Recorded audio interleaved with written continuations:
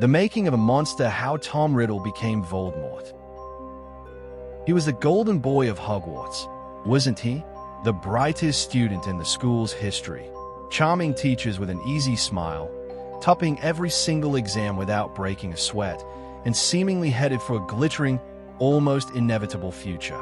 Everyone just knew he was destined for greatness. Then, just 25 short years later, the same boy has no nose, no soul left to speak of, and a body count so astronomically high that even the ancient, ledger-keeping goblins of Gringotts probably just threw up their hands and stopped counting. It's a chilling transformation, isn't it? How does that happen? How does the golden boy, the shining star of Hogwarts, become the Dark Lord Voldemort, a name whispered in fear, a figure of pure, unadulterated terror? Today, we're not just skimming the surface. We're tracing every psychological fracture, every abandoned hope, and every horrifying spell that chipped away at the boy, transforming Tom Riddle into the monster who didn't just terrorize one world, but two. We're going to pull back the curtain on the making of a villain, piece by agonizing piece. I'm going to walk you through his life in order. No fancy time turners needed here, because only a straight, chronological line can truly make sense of this relentless, downward spiral into absolute darkness. Trying to jump around would just muddy the waters. And believe me, these waters are already dark enough. We'll start right at the very beginning, with the tragic, almost poetic circumstances of his love potion conception, an event that, in a profound and perhaps symbolic way, left him incapable of understanding, receiving, or giving love. Then, we'll move into the stark, unforgiving orphanage years, a period that hammered home the brutal lesson that fear isn't just a reaction. It's a weapon, a form of power to be wielded. From there, we'll see his Hogwarts triumphs, which rather than building character, simply fed an already monstrous ego, creating a perfect mask for the darkness within.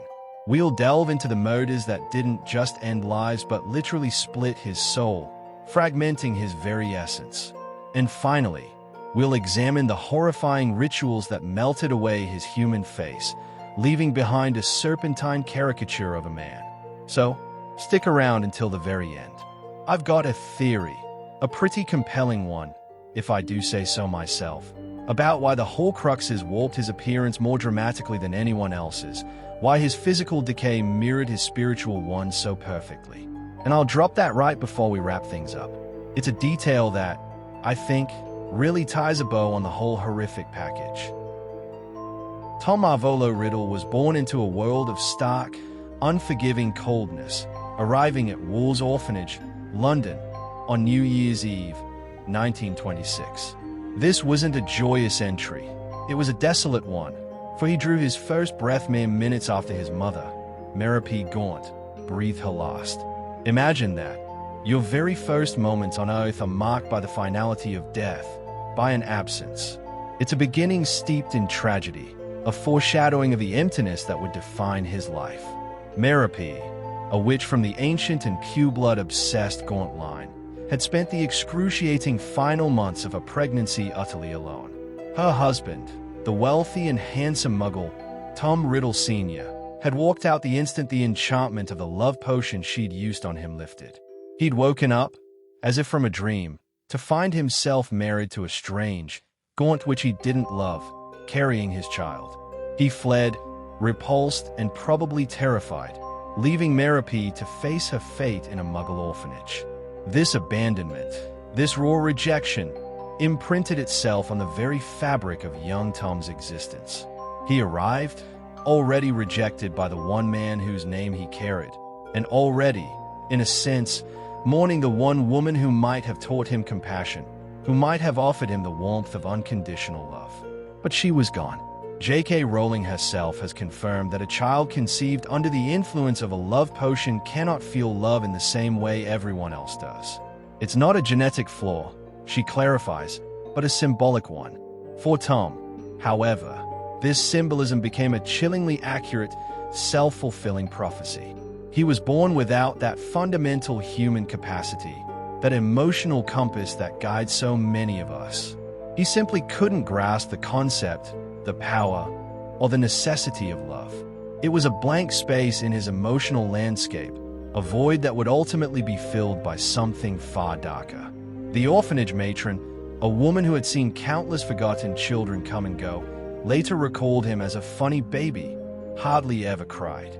On the surface, that sounds almost sweet, doesn't it? A quiet, easy baby. But then you realize the terrifying implication. He never cried because no one ever came when he did. There was no comforting hand, no soothing voice, no warm embrace.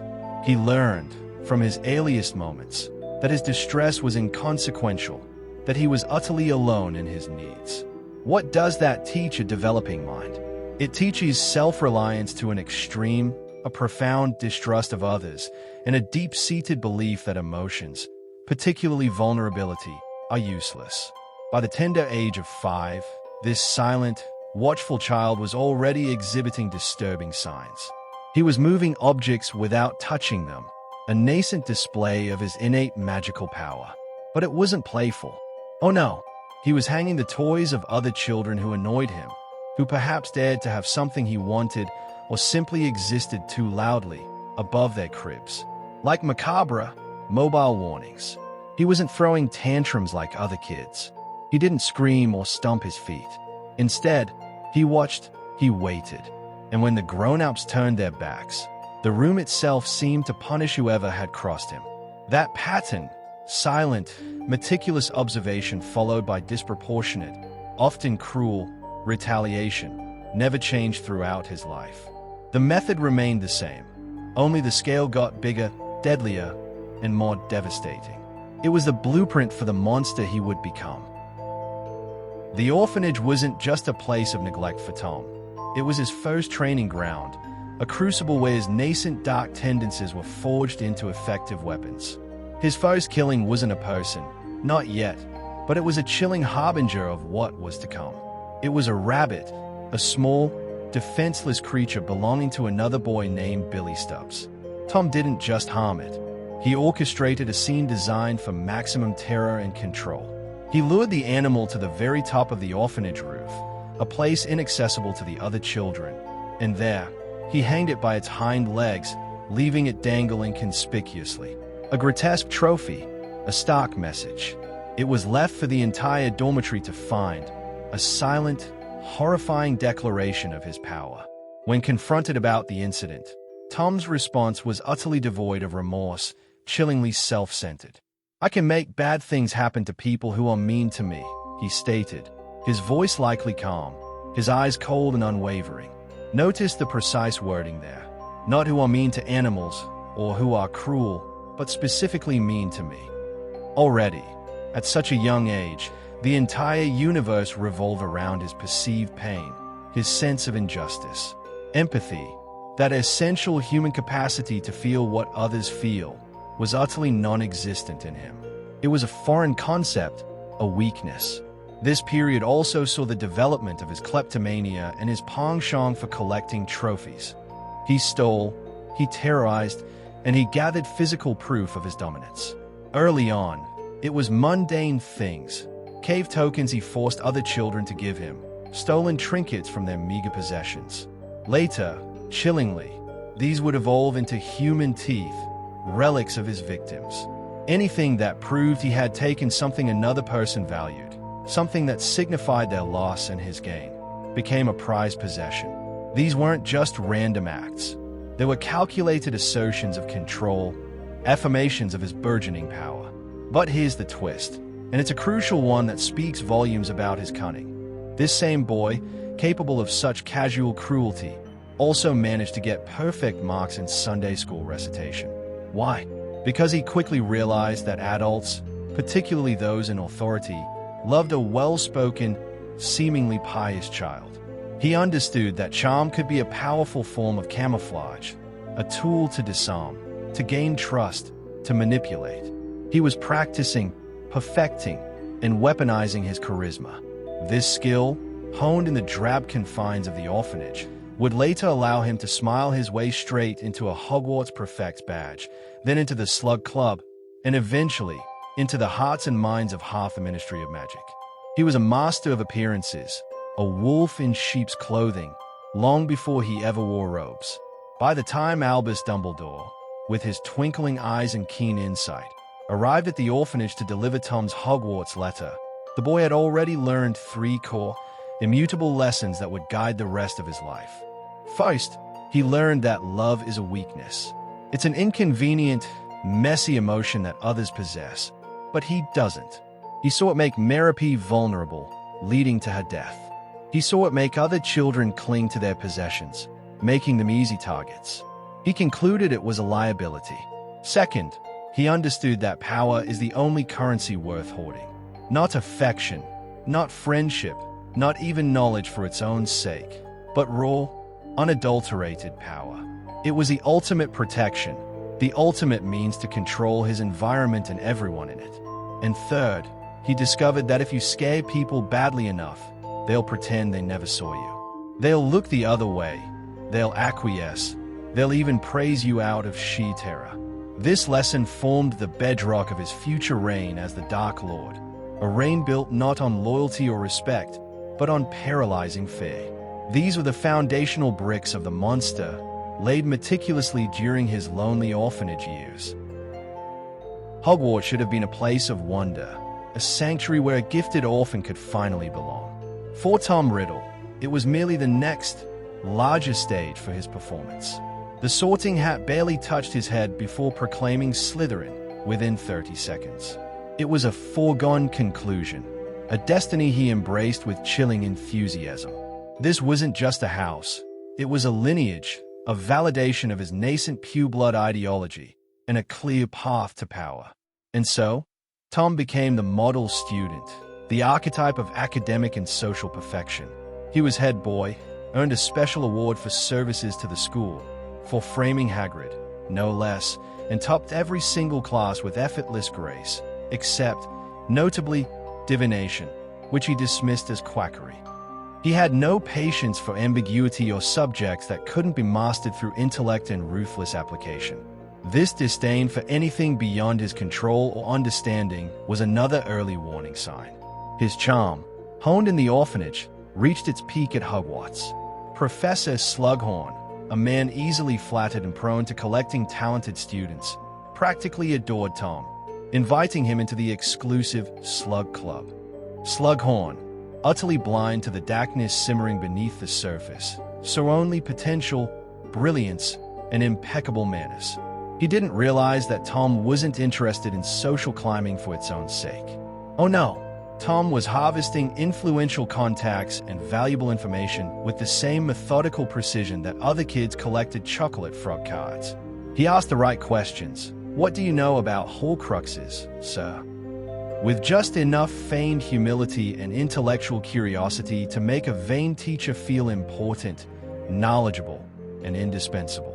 He was a master manipulator, extracting secrets and allegiances without ever revealing his true motives. But the real game changer came when he discovered his true heritage. Outside the classroom, poring over ancient texts and family histories, Tom unearthed the truth. He was the heir of Salazar Slytherin himself, through the ancient and decaying Gaunt line. This wasn't just a fun fact, it flipped a switch deep within him. Pureblood supremacy, which had perhaps been a vague, appealing concept, wasn't just talk anymore. It was his birthright. It was a ready-made ideology that perfectly justified every dark impulse he already harbored, every prejudice he nursed. It gave his cruelty a noble-sounding purpose, a twisted sense of destiny. In his 5th year, armed with this newfound sense of entitlement and a growing mastery of dark magic, he decided it was time to act. He opened the Chamber of Secrets, unleashing the basilisk to purge the school of Muggleborns, whom he saw as stains on Slytherin's legacy. This was a calculated act of terror, a horrifying declaration of war against those he deemed unworthy. And the target? A young, unassuming girl named Myrtle Warren. He killed her with a single, cold glance, her death becoming his first deliberate murder, a step across an unforgivable threshold. But Tom wasn't just a killer, he was a schemer. He cleverly pinned the blame on Rubeus Hagrid, a half-giant whose gentle nature and love for dangerous creatures made him an easy, convenient target.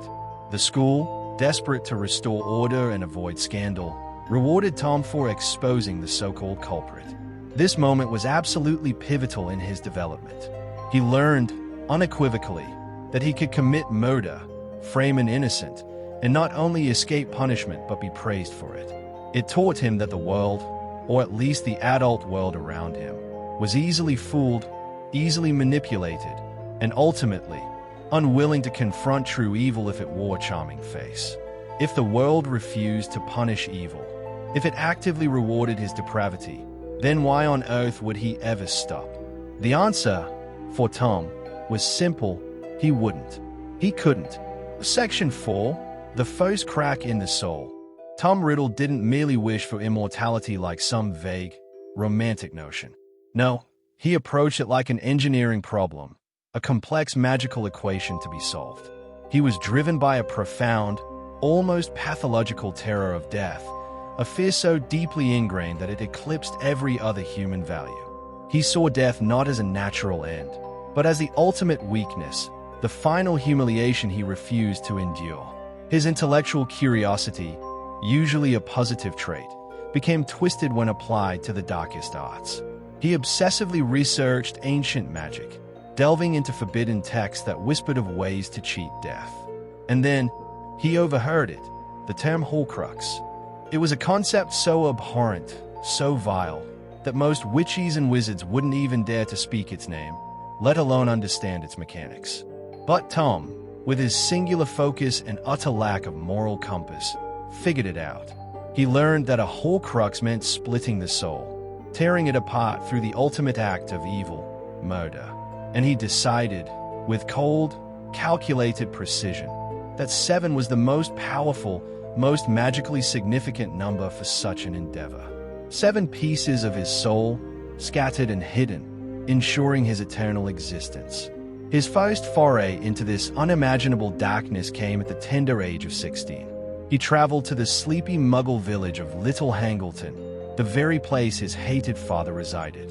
There, with no remorse, no hesitation, he brutally murdered his Muggle father, Tom Riddle Sr., and his grandparents with the killing curse. It was an act of profound symbolic violence, a final, definitive rejection of the Muggle bloodline he so despised. And, ever the strategist, he framed his uncle, Morphin Gaunt, for the crime, knowing Morphin's volatile temper and previous run-ins with the law would make him an easy scapegoat. The Gaunt family ring, an ancient heirloom imbued with dark magic, and later revealed to contain the Resurrection Stone, became Horcrux number 1. Notice the chilling symmetry here. He literally embedded a piece of his soul within an artifact of his magical ancestry, simultaneously erasing the Riddle name from the Muggle side of his family while anchoring himself to the pureblood heritage he so craved. Psychologists might call this narcissistic merging. He wanted to be uniquely powerful, unparalleled, yet he clung desperately to his ancestry for legitimacy, for a sense of belonging to something great. Each Horcrux, by its very definition, required an act of savagery, a cold-blooded murder to rip the soul. This meant that every new piece of his immortality was paid for with someone else's mortality, with an innocent life extinguished. It was a Faustian bargain, a trade of humanity for eternal existence. The diary, a vessel for his memories and a weapon in itself. The cup, a relic of Helga Hufflepuff. The locket, Salazar Slytherin's own. The diadem, Rowena Ravenclaw's lost treasure. Nagini, his beloved snake. And, accidentally, Harry Potter himself. These would follow over the next 30 years. Each murder, each soul-splitting act, chipped away at his essence, but it also chipped away at his physical form. With each split, his appearance became less human, more monstrous. The eyes, once a piercing dark, reddened, glowing with an unnatural malevolence. His nose, once aquiline and aristocratic, flattened, becoming serpentine slits. His skin blanched, taking on the sickly, translucent pallor of something that has never seen daylight, because, spiritually speaking, it hadn't. He was trading humanity for permanence, sacrificing his very self for a twisted form of eternal life. And in the end, in a cruel twist of fate, he ended up with neither. He became an abomination, a living ghost, and ultimately, he was still defeated. The paradox of his quest for immortality was that it led him to become something less than living, and ultimately, still mortal. After leaving Hogwarts, Tom Riddle didn't immediately launch his terror campaign. No, he vanished for a decade, slipping into the shadows, traveling to the darkest corners of the world, learning ancient, forgotten magic. This was his apprenticeship in true villainy, a period of intensive self-study and strategic planning. He wasn't just acquiring spells. He was acquiring knowledge, power, and a network. He was recruiting, identifying those who shared his ideology of pureblood supremacy, those who craved power, or those who were simply easily intimidated. He was building his army, brick by terrifying brick.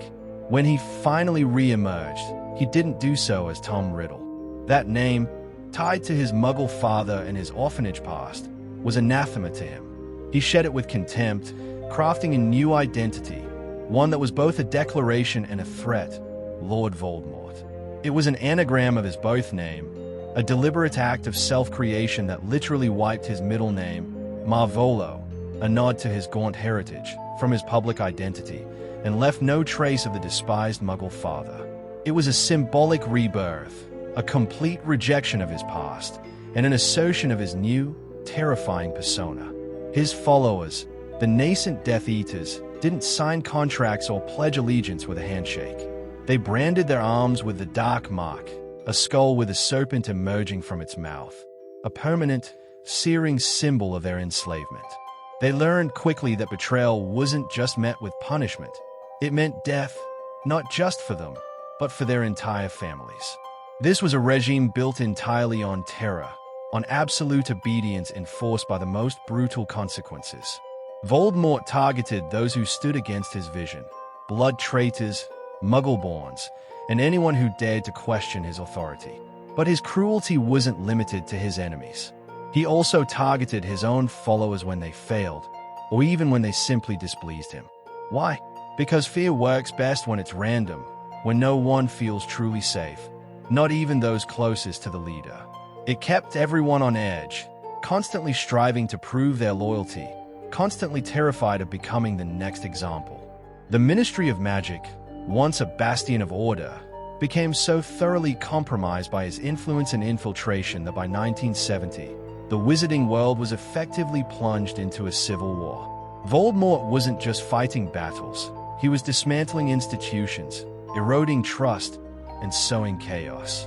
Yet, even in this grand, terrifying scale, we see the same Tom Riddle tactics from his childhood days. He collected trophies, but now they were influential prisoners, captured auras, or powerful families brought to their knees. He terrorized dissenters, just as he had terrorized his orphanage mates.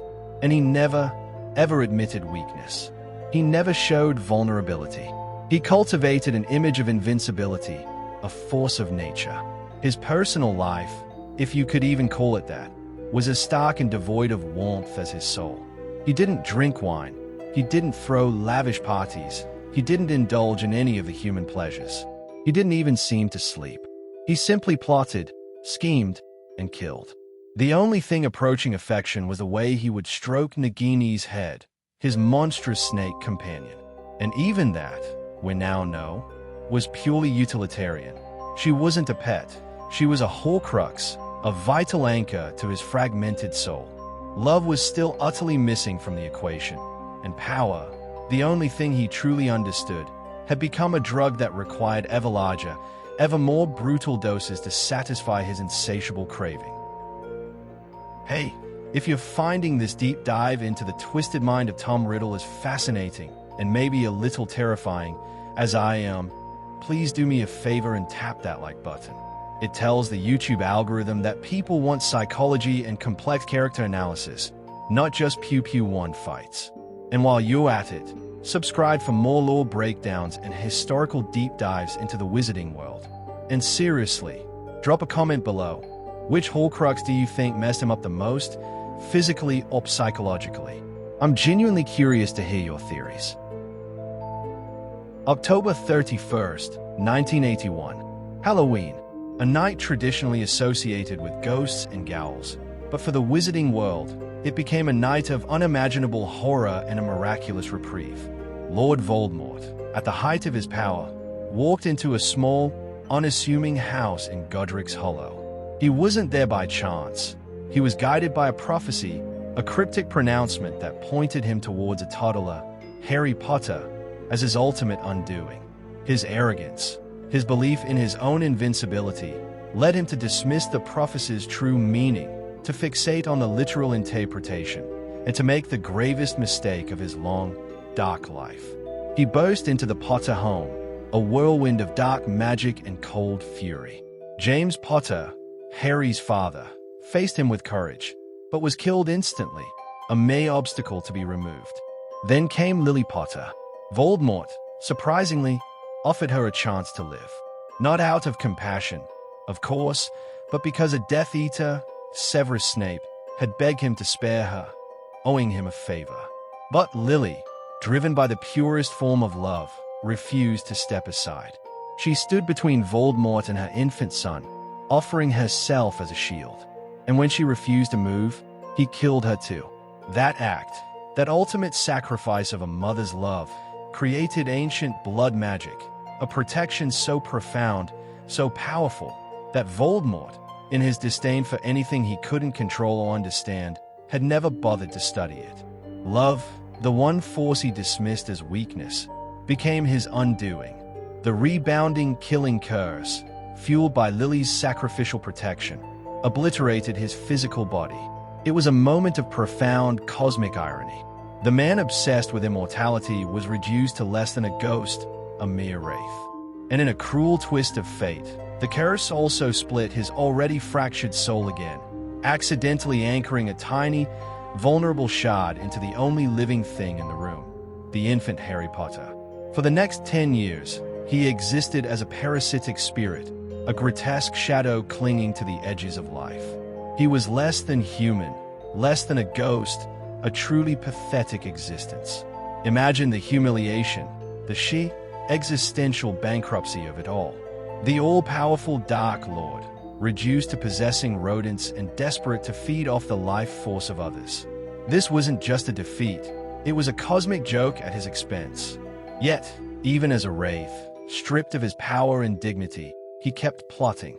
He refused to admit defeat, refused to acknowledge his vulnerability. His malignant narcissism couldn't survive self-doubt. His ego demanded a return to power, no matter the cost. He clung to existence, fueled by hatred and a burning desire for revenge. The resurrection ritual in the graveyard, years later, was his desperate gamble to regain a corporal form. Bone of the father, unknowingly given, flesh of the servant, willingly sacrificed, blood of the enemy, forcibly taken. These were the gruesome ingredients that brought him back. But the body that emerged from that cauldron was a patchwork, a grotesque assembly of stolen parts. It was a walking metaphor for a soul that had been cobbled together with violence, murder, and the fragile threads of dark magic. He looked less human than ever before, a skeletal, snake-like figure, and that, in his twisted mind, suited him just fine. Humanity, after all, had never done him any favors. He had embraced the monstrous, becoming the embodiment of the evil he had cultivated for so long. Fast forward to the climactic Battle of Hogwarts, a maelstrom of chaos and heroism. By this point, Harry Potter, echoing his mother's ultimate act of love, had willingly died to save his friends, replicating Lily's sacrificial protection on a school-wide scale. This meant that every spell Voldemort cast at the defenders of Hogwarts slid off them like rain off a wax cloak. His magic, once absolute, was rendered impotent against the power of selfless love. It was a beautiful, devastating irony. His last Horcrux, Nagini, his serpentine companion, met her end with a swift, decisive swing of Neville Longbottom's sword. The ancient, pureblood-obsessed sword of Godric Gryffindor, wielded by a blood traitor and a seemingly unassuming boy, severed the final tether holding Voldemort to life. The circle was closed. The boy who could not die now had nothing left anchoring him to this world. No safety net of fragmented soul pieces. He was, finally, entirely mortal. In the Great Hall, amidst the ruins of what was once a grand school, he dueled Harry Potter. He cast the killing curse, the spell that had been his signature weapon, the ultimate expression of his power. But the Elder Wand, the most powerful wand in existence, refused to kill its true master, Harry, who had disarmed Draco Malfoy, the wand's previous owner. The spell backfired, just as it had that fateful Halloween night in Godric's Hollow. But this time, there was no accidental Horcrux, no safety net of a fragmented soul. There was nothing left to cling to. He died on the flagstones of the Great Hall, not with a bang, but with a whimper. His body, intact for the first time in years, dropped lifelessly, but his soul, what remained of it, was shredded beyond repair, utterly annihilated. There was no grand tragedy, no redemption arc, no last-minute revelation. Just a monster who had finally run out of loopholes, out of ways to cheat death, out of ways to escape the consequences of his own hatred. The books tell us that the survivors, exhausted and traumatized, simply shoved his remains into a separate chamber off the Great Hall. Nobody wanted a shrine. Nobody wanted to even look at him. Even in death, he was inconvenient, a piece of debris, a horrifying reminder to be disposed of quietly, respectfully, but without ceremony. That's what evil ultimately buys you. Not immortality, not glory, not even a lasting legacy of fear, but a silence that feels like profound relief to everyone who ever feared you. His end was as cold and lonely as his beginning. So, how did Tom Riddle, the brilliant, charming orphan, become Lord Voldemort, the most feared Dark Lord of all time? It's a chillingly logical progression, isn't it? Start with a child conceived without true consent, a symbolic void where love should have been. Raise him without affection, in a cold, indifferent institution, where his cries go unanswered and his only source of validation comes from manipulation and displays of nascent power. Praise him only when he's performing, when he's charming, when he's achieving, never for who he authentically is.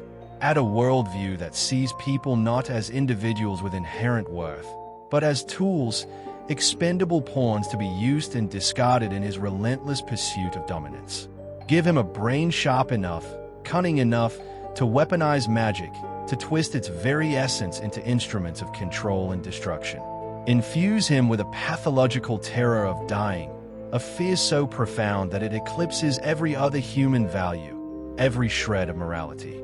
Stare in 7 deliberate, cold-blooded murders, each one a conscious act of soul-splitting, fracturing his very essence until the mirror literally stops reflecting anything human.